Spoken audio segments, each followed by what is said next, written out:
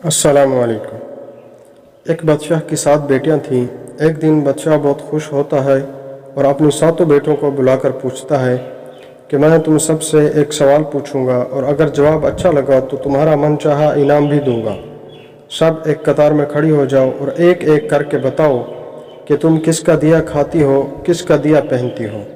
7 में से 6 बेटों ने कहा, अब्बा हुजूर, आपका दिया खाते हैं और आपका दिया पहनते हैं। आप ही की वजह से हमारी ये शान शौकत है। यह सुनकर बादशाह बहुत खुश हुआ और सबको उसकी मनपसंद चीज़ दे दी। जब सबसे छोटी बेटी की बारी आई तो उसने कहा कि मैं अल्लाह का दिया खाती हूँ और अपनी किस्मत का पहनती हूँ और ये मेरा नसीब है। बादशाह ये कि सुनते ही आग बगोला हो गया और कहने लगा, ऐ कमबख्त, तूने मेरी नाशुक्री की है, तुझे इसकी सज़ा ज़रूर मिलेगी। शहज़ादी ने कहा, जो हुक्म अब्बा हुजूर। बादशाह ने सिपाहियों को हुक्म दिया कि जाओ इसे जंगल में छोड़ आओ, मैं भी देखूं कि ये मेरे बगैर कैसे अल्लाह का दिया खाती है और अपने नसीब का पहनती है। शहज़ादी से तमाम ज़ेवरात वापस ले लिए गए और खस्ता हाल कपड़ों में बग़ैर किसी साजो सामान के बादशाह के हुक्म के मुताबिक जंगल में तनहा छोड़ दिया गया। लेकिन शहज़ादी बहुत मुतमईन थी और तवक्कल अल्लाह थी कि जो उसने रिस्क और ऐश व इशरत मेरे नसीब लिखी है वो मुझे ज़रूर मिलेगा। सब सिपाही शहज़ादी को छोड़कर वापस चले गए।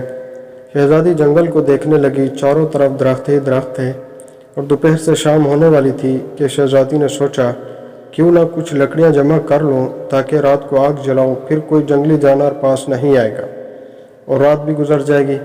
शहज़ादी जंगल में लकड़ियां ढूंढने चल पड़ी।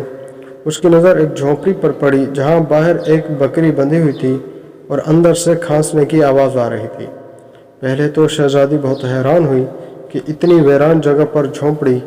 जब वो झोंपड़ी के अंदर जाती है तो क्या देखती है कि एक बूढ़ा ज़ईफ़ एक चारपाई पर लेटा है और खांसते खांसते पानी पानी पुकार रहा है।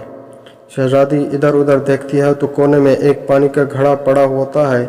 वो गिलास में पानी भरकर बूढ़े ज़ईफ़ को पिलाती है और झोंपड़ी की साफ़ सफाई करती है। इतने में बूढ़ा ज़ईफ़ शहज़ादी से पूछता है कि बेटी, तुम कौन हो और इतने बड़े जंगल में तुम अकेली क्या कर रही हो। तब शहज़ादी उसे बताती है कि वो यहाँ कैसे पहुँची। बूढ़ा ज़ईफ़ उसे झोंपड़ी में ही रुकने का बोलता है और कहता है कि मैं शहर में काम करता हूँ, सुबह शहर चला जाऊँगा और 8 दिन के बाद आऊँगा, तो तुम यहीं रहो और झोंपड़ी में खाने का सामान है और नदी पास ही है, तुम वहाँ से घड़ा भर लिया करना।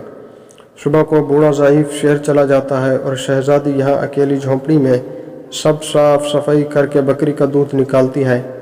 आधा अपने लिए रख लेती है और आधा बाहर एक कोने में बर्तन में डालकर रख देती है कि रात को कोई जानवर भूखा प्यासा होगा तो पी लेगा, और ख़ुद अंदर आकर सो जाती है। सुबह सवेरे जब शहज़ादी उठती है तो क्या देखती है कि दूध का बर्तन खाली और पास एक लाल पड़ा है जो देखने में बहुत ही नायाब और कीमती मालूम होता है, और पास ही सांप के निशान भी नज़र आते हैं। तब शहज़ादी को याद आता है कि बचपन में उसने सुना था कि जब कोई नायाब सांप बहुत खुश होता है तो एक ऐसा लाल उगलता है कि जिसकी कीमत हीरे जवाहरात से भी महंगी होती है। शहज़ादी बहुत हैरान होती है और दिल में सोचती है कि शायद सांप भूखा था, इसलिए वो दूध पीकर खुशी में लाल छोड़ गया। फिर वो लाल उठाकर अपने पास रख लेती है और फिर अगली रात शहज़ादी बर्तन में दूध रख देती है और अगली सुबह जब देखती है तो फिर एक लाल होता है। ऐसे ही करते 7 दिन गुजर जाती हैं और शहज़ादी के पास 7 लाल जमा हो जाते हैं और उस दिन बूढ़ा ज़ईफ़ भी आ जाता है। तब शहज़ादी उसे लाल दिखाती है और सारा वाक़या बताती है और बूढ़े ज़ईफ़ को 3 लाल देती है और कहती है कि शहर जाकर ये बेच लाओ और आते वक्त अपने साथ महल बनाने वाले मज़दूर लेकर आना। बाकी 4 लाल शहज़ादी अपने गले में माला के तौर पर पहन लेती है और कुछ ही महीनों में जंगल में एक आलीशान महल तैयार हो जाता है जिसमें बूढ़ा ज़ईफ़ और शहज़ादी रहने लगते हैं। ऐसा खूबसूरत महल जिसमें हर आराइश, नौकर चाकर, दुनिया की तमाम नेमतें मौजूद होती हैं। शहज़ादी जंगल में लकड़ी की फैक्ट्री लगा देती है जिसमें गरीब काम करते हैं और उनकी रोटी भी चलती रहती है। देखते ही देखते जंगल शहरनुमा बन जाता है और दूर दूर तक धूम मच जाती है कि शहज़ादी बहुत रहम दिल है। यह खबर ऐसे ही बादशाह तक पहुँचती है। बादशाह के दिल में इश्तियाक होता है कि देखूँ तो सही कौन से मुल्क की शहज़ादी है जिसकी इतनी तारीफ़ है। बादशाह सिपाहियों से कहता है कि शहज़ादी से कहो कि मुझे उनसे मिलना है। جب شہزادی کو سپاہی بتاتے ہیں تو شہزادی یہ حکم دیتی ہے کہ بادشاہ سلامت ایک شرط پر ہم مل سکتے ہیں کہ وہ اپنی تمام بیٹوں کے ساتھ آئے۔ سپاہی جا کر بادشاہ کو پیغام دے دیتے ہیں۔ ایک دن بادشاہ اپنی تمام بیٹوں کے ساتھ شہزادی کے محل جاتا ہے۔ شہزادی ان سب سے ملتی ہے، چہرے پر نقاب کر کے، اور ان کے لیے 7 رنگ کے کھانے پیش کرتی ہے، اور ہر کھانے کے ساتھ اسی رنگ کا جوڑا زیورات پہن کر آتی ہے۔ محل کی شان و شوکت، خوبصورتی اور شہزادی کا انداز بادشاہ اور باقی تمام شہزادیوں کو بہت حیران اور متاثر کرتا ہے۔ آخر میں بادشاہ شہزادی سے کہہ ہی دیتا ہے کہ تم میری بیٹی کی جگہ پر ہو، اور میں بھی تمہارے کہنے پر اپنی تمام بیٹوں کے ساتھ آیا ہوں، پھر ہم سے یہ پردہ کس لیے؟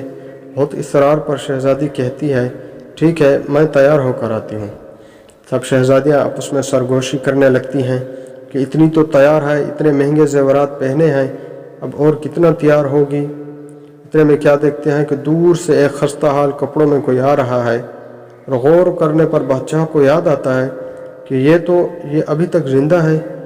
میں تو سوچتا تھا کہ اسے جنگل کے جانور کھا گئے، اور جب میں نے اپنے سپاہیوں کو اس کی خبر لینے بھیجا تھا تب انہوں نے ہی بتایا تھا کہ وہاں شہزادی کا کوئی نام و نشان نہیں، تو یہ کیسے ممکن ہے؟